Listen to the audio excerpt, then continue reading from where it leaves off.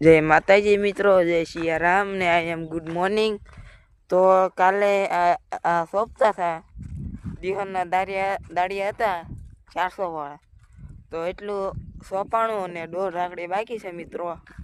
તો અમે બે ભાઈ આવી છે એવી સોંપા, કાલે ગયા હતા નાચ ચોપવા જવાનું છે. તો અમારા આ ભૂરાભાઈ મતલબમાં કે તુલસીભાઈ, એનું નામ હાસુ તુલસી છે.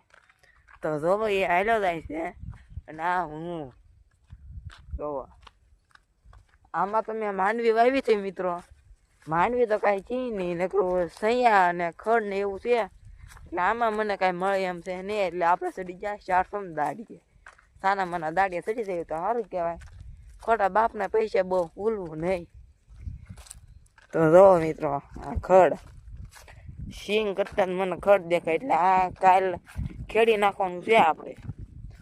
તો તુલસીભાઈ તમે બે લાઈન કંઈક કહો તો આમ સારું લાગે.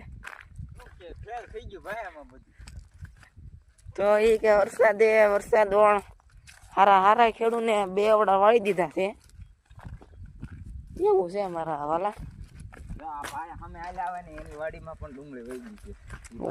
ઓલા કાપદા આયલા આવે ને એની વાડીમાં ડુંગળી વેચી છે.